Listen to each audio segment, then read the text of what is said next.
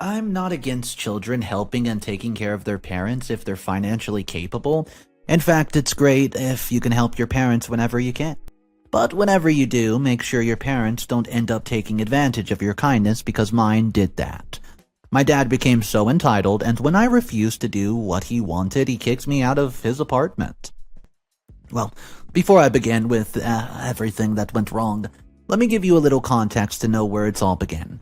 I grew up in a family of 3, that's my mom, dad, and me. But 5 years later, we had another person added to the family, and that's when Nancy came into the picture. Before Nancy was born, my parents knew I needed a sibling. Thankfully, a year after that, Nancy was born. Fast forward 6 years after Nancy being born, my mom passed away and left the responsibility of caring for me and Nancy to my father, who worked as a butcher in the meat shop. I won't say my father did not have a great job raising his daughters because I ended up good, but he was partial about the way he raised us. Right from when Nancy was born, I noticed my father loved to spend time with her more than he loved to spend time with me. But I didn't think it was anything, and I just believe it's because Nancy was still young. Hence, she needed all the attention that she could get. It wasn't until I became a teen that I realized that my dad actually loved my younger sister more than he loved me. For example, my dad never forced Nancy to do anything she didn't want to do, but if it were to be me, he would yell and yell until I got it done. Also, in terms of giving us money to get what we wanted, he would prefer to give all his money to Nancy than give it to me, and if I grumbled about it, he would say, "Grow up, Laura. Your younger sister needs that money more than you do, so stop grumbling." And this would happen over and over. Because of not getting money to take care of the little things I wanted, I was forced to start working at the age of 16. And I'd say it's one of the things I really regret because it stole my entire teenage years. Also, the moment my father realized that I could buy some of the things I needed with my own money, he stopped helping me in a way and even encouraged me to get more jobs. I'll admit, as a 16-year-old, I wasn't very smart. Honestly, I thought I was finally independent, and I went ahead and did 2 jobs just to show my father that I could take care of myself with or without them. Well, it didn't take long after that, and my dad began to ask me to contribute to the household. According to him, he wanted to teach me how to be responsible and not take me for granted anything that he did for me. So he demanded that I pick out one thing at home and take care of it. Now that I share my story, I really wish I had objected to that demand. Maybe if I did, things might have been different now. But because I did that with glee, I just showed him that I could also contribute to the house. It turned into another regret, and to cut a long story short, I started contributing to the house till I left for college. And when I returned from college, I returned to my dad's house instead of getting my own apartment. The reason I went back to my dad's house was because he had fallen sick and needed to be taken care of. Also, I believed that by going home to look after my dad, he would finally bond and maybe get closer in the process, but I was wrong. Even though Nancy had grown up to become an entitled brat that he could not even depend on for anything, my dad still loved her. Shortly after I returned to my dad's house, I was lucky enough to get a good-paying job that gave me the flexibility to meet my personal needs and also take care of other things in the house. But the mistake I made was that I told my dad how much I earned. And ever since he found out, I became the bank for all his needs. Not that I minded, honestly, I didn't mind taking care of my dad even though he neglected me for a certain age, and I was partial to his love. A part of me desperately wanted to connect with him and be loved by him, and out of that desperation, I did almost everything he wanted. Sometimes he would demand an outrageous sum of money for no good reason, and I would still give it to him because I knew he wasn't working anymore.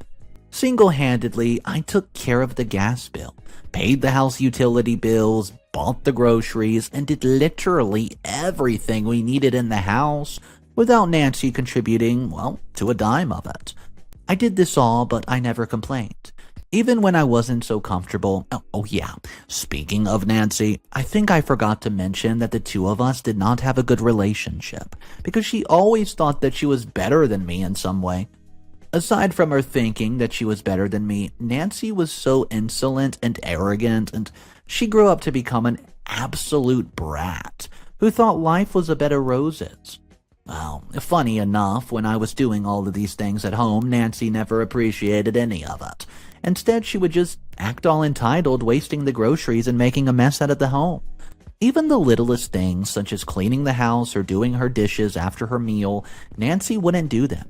She would leave her dirty dishes in the sink, mess up the kitchen, and sometimes she would even invite her friends over to the house. And they would make a big ol' mess. All this while, Nancy was getting on my nerves. I didn't say anything to her because I knew our conversation always ended with her insulting me or raining abuse on me, so I never said anything.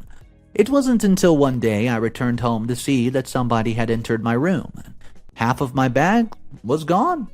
The expensive ones, to be precise, and when I asked Nancy if she had taken my bags, she looked at me with her eyes and said, "Oh, those bags, I sold them. Oh, they've been laying there and collecting dust, so I sold them for a little bit of cash." The minute she said that, my head exploded, and I yelled at Nancy so loud that the neighbors had to come to check if everything was alright. Guys, Nancy sold my bags without even asking me, and she used the money for a silly concert. Earlier that week, she had asked me for a crazy amount of money, claiming that she wanted to go to a concert with her friends in another state. And I had told her to go get a job if she needed the money that badly, and she did this to get the money, and I was furious. I'd love to point out that Nancy and I barely talk, and the only time that she talked to me was when she needed something or when my dad asked her to come to me for money, and that's it. The most annoying part was that when my dad learned what happened, he didn't ask Nancy to refund me or anything. He supported her and just told me that I should have just given her the money when she asked for it. I tried to make a fuss over it for the bags for the days, and even tried to kick Nancy out of the house if she did not return my bags, because I was the one paying the house rent. But my dad didn't let it happen. So after days and weeks of threats without results, I decided to let things slide. A couple of months after that, I found out that the reason my father has been getting outrageous amounts of money from me, he was secretly giving part of it to Nancy to fund her expensive lifestyle. And when I found out, I was so mad that I even threatened to stop giving him money.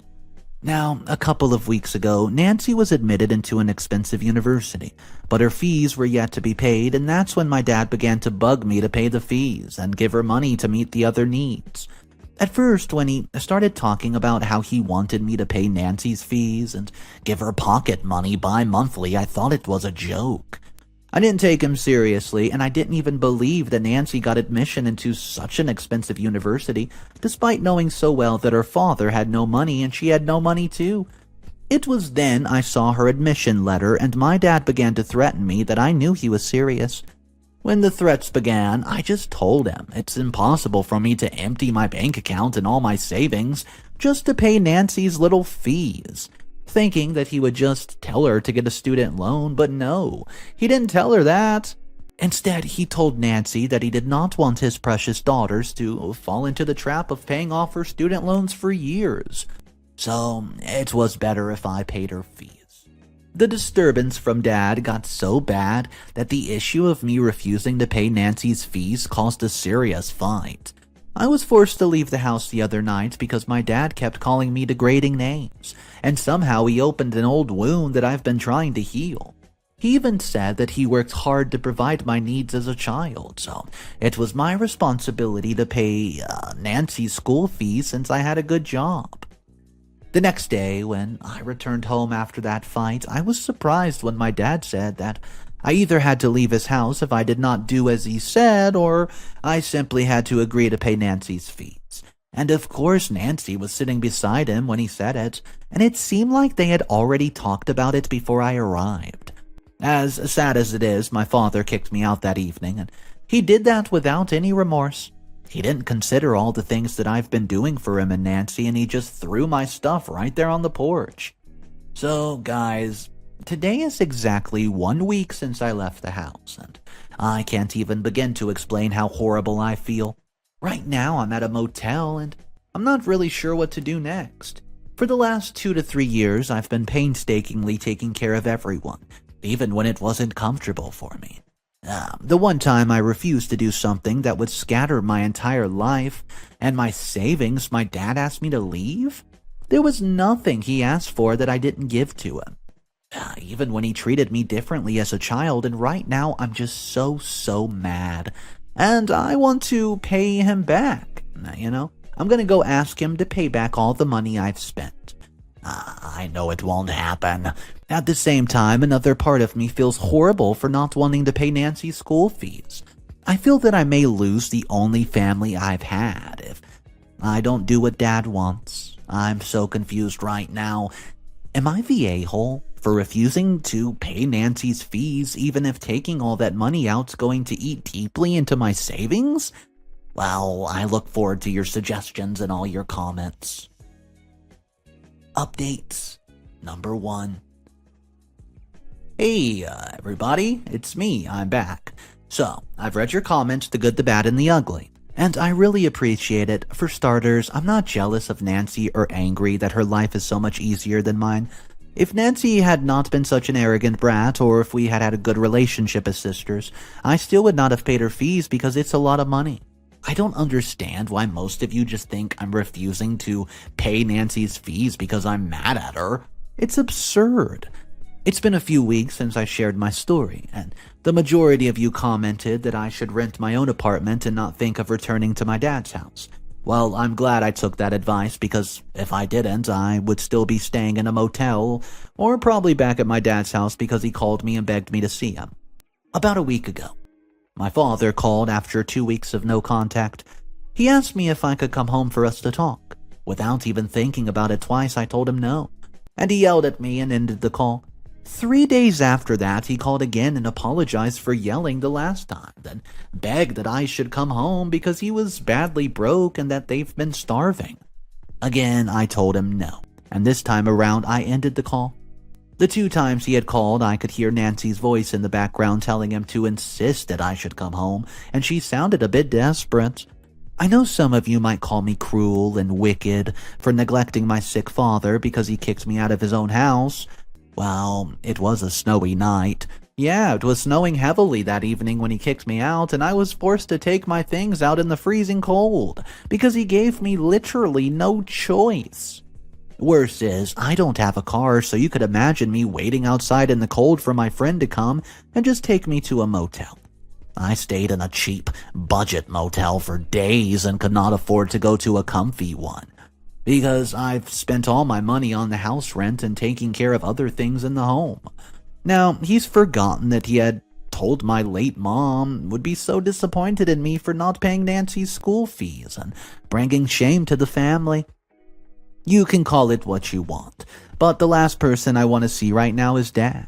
I'm still going through a lot emotionally and mentally, and I don't want him to worsen my situation. Thank you guys for all your comments, suggestions. It's been helpful. Update number 2. Well, hello. Thank you so much for all the comments and all the support. I always feel like I should say that. Thank you especially for not dictating what I should do and should not do concerning meeting my father, and for allowing me to make that decision on my own. So, after reading all your comments, I had a long sleep over it and finally made a decision to go and see my dad. I went to him last week and oh boy, he was in such a terrible shape. He claimed that Nancy has been giving him a hard time and she hasn't been around and looking out for him like I did. Well, duh. We both knew Nancy was never that person, and she would never be the one to cancel her outing plans with her friends just to look after her sick father. After the long talk, my dad asked me if I could move in with him again because he was suffering badly, and I said no. I told him I rented a new apartment and that his dearest Nancy was there to look after him, so I no longer have to be the one to look after him. I said that on purpose, and just as I suspected, my dad did not really call it because he was broke. He had called me to come over so he could discuss Nancy's fees again. According to my father, Nancy had been making a fuss and demanding that he pays for the fees since it was his responsibility to send her to school. Ugh, such entitlement. So, this time around, guys, I was so mad because it seemed like he wanted to use his illness to blackmail me. He made sentences like, if it weren't for my condition, I wouldn't be bothering you. Then he tried to use my late mom too by saying it was always your mom's wish for her daughter to get a good university, so consider this, as doing for your mom. Also, you know your mom would not want Nancy to struggle through school. Guys, the moment he said that, without saying a word, I picked up my bag and left. Heck, I was also, not living my dream. I wanted to go to a good university too. It never happened, because he was busy spending all his money on Nancy and giving me very little support. I had to struggle my way through our local community college. I worked 3 jobs just to keep myself going and self-funded myself to the end. All that while he never remembered that it had always been my mother's dream for her daughters to go to a good university. Of all the things my dad had said to me in the past, all of his abusive words, those were the words that hurt me the most. To me, he was basically indirectly saying, I love Nancy more than you, and that's why I allowed you to go to a community college, but we want her to go to a great, grand university. That's why I allowed you to struggle all the way through, but I don't want Nancy to break a sweat.